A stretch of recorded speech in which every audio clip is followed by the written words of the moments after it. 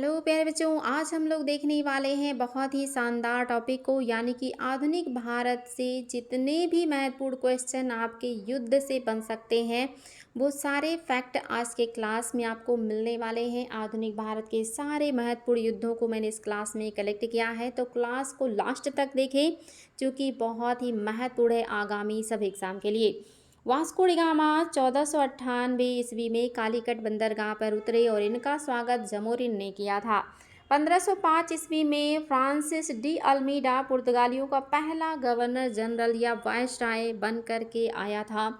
1503 ईस्वी में अल्बुकर्क ने कोचीन में पुर्तगालियों का पहला फैक्ट्री या कोठी स्थापित किया और कोची को मुख्यालय बनाया। आगे चल कर के जो गोवा है इसको मुख्यालय बना लिया था नीनो डी कोन्हा ने। दिसंबर 1600 ईस्वी में ब्रिटेन की महारानी एलिजाबेथ प्रथम ने ईस्ट इंडिया कंपनी को पूर्व से व्यापार करने के लिए 15 वर्षों का अधिकार पत्र प्रदान किया था, जिसे जेम्स प्रथम ने आगे बढ़ा दिया था अनिश्चित काल के लिए। जहांगीर के शासनकाल में ईस्ट इंडिया कंपनी ने अपनी पहली फैक्ट्री 1611 ईस्वी में मछलीपट्टनम या मछलीपत्तनम में स्थापित किया था, लेकिन ये अस्थायी फैक्ट्री थी बच्चों, याद रखेंगे। 1613 ईस्वी में सूरत में अंग्रेजों ने अपना प्रथम अस्थायी कारखाना स्थापित किया था। मोस्ट इम्पॉर्टेंट फैक्ट, 1739 ईस्वी में नादिर शाह का भारत पर आक्रमण हुआ, जिसे ईरान का नेपोलियन कहा जाता है। उस समय मुगल बादशाह बहादुर शाह रंगीला थे जो इस युद्ध में हार गए नादिर से, और नादिर ने दिल्ली को पूरी तरह से लूटा। कोहिनूर हीरा, तख्ते ताउस सहित बहुत सारा संपत्ति भारत से लूट कर ले गया। 1748 से अहमद शाह अब्दाली का आक्रमण भारत पे शुरू हो गया। अब्दाली जो है ये नादिर शाह का उत्तराधिकारी था और इसने भारत पर लगातार 8 बार आक्रमण किए। 1846 से 1848 के बीच प्रथम आंग्ल फ्रांसीसी युद्ध हुआ। इसे कर्नाटक का युद्ध भी कहा जाता है। यह युद्ध एक्स-ला-शापेल की संधि के साथ समाप्त हो गया था। द्वितीय आंग्ल फ्रांसीसी युद्ध 1849 से 1854 के बीच चला और इस युद्ध की समाप्ति पौंडीचेरी की संधि के साथ हो गया था। 12 पॉइंट देख सकते हैं आपका। 23 मार्च 1757 ईस्वी में प्लासी का युद्ध लड़ा गया जो कि एक षड्यंत्र था। इसमें सिराजुद्दौला हार गए और क्लाइव जीत गए थे। 14 फरवरी 1761 ईस्वी को पानीपत का तृतीय युद्ध हुआ, जिसमें अहमद शाह अब्दाली ने मराठों को बुरी तरह हराया और मराठों की जो शक्ति है वो चूर चूर हो गई थी। 22 अक्टूबर 1764 ईस्वी को बक्सर का युद्ध लड़ा गया, जिसमें एक तरफ मीर कासिम, शाह आलम सेकंड और शुजाउद्दौला थे, दूसरी तरफ हेक्टर मुनरो नेतृत्व कर रहे थे अंग्रेजों का, और अंग्रेजों ने इस संयुक्त सेना को पूरी तरह से पराजित किया और इस तरह से भारत के बहुत बड़े क्षेत्र पर अंग्रेजों का अधिकार हो गया। 12 अगस्त 1765 इलाहाबाद की संधि संपन्न हुई शाह आलम सेकंड और क्लाइव के बीच। 1780 ईस्वी में प्रथम आंग्ल मराठा युद्ध लड़ा गया, जिसमें हैदर अली ने अंग्रेजों को बुरी तरह हराया और अंग्रेज जो है ये मराठा युद्ध है, मैं मैसूर युद्ध बता रही हूँ। 1780 ईस्वी में प्रथम आंग्ल मराठा युद्ध हुआ, जिसमें अंग्रेज और मराठे दोनों पावरफुल थे और मराठे ज़्यादा पावरफुल निकले और अंग्रेजों ने यहाँ पे संधि कर ली और वो संधि थी सालबाई की संधि। याद रखेंगे बच्चों, सालबाई संधि के साथ प्रथम आंग्ल मराठा युद्ध समाप्त रहा।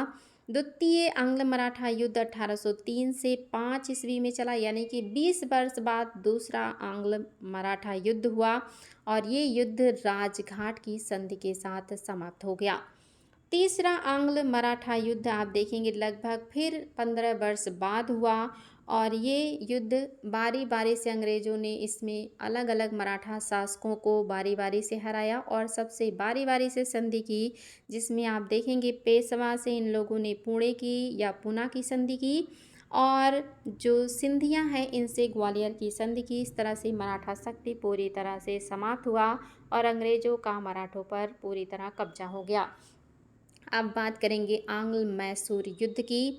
1767 से 68 में प्रथम आंग्ल मैसूर युद्ध हुआ, जिसमें हैदर अली ने अंग्रेजों को बुरी तरह हराया और मद्रास में शरण लेने पर मजबूर किया।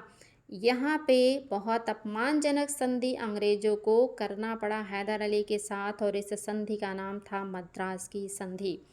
1780 से 84 द्वितीय आंग्ल मैसूर युद्ध हुआ, और इस युद्ध में अंग्रेज और जो हैदर अली हैं, इन दोनों के बीच शक्ति बराबर की रही, और यहाँ पर भी संधि के साथ युद्ध समाप्त हुआ, और इस संधि का नाम है मैंगलोर या बेंगलुरु की संधि।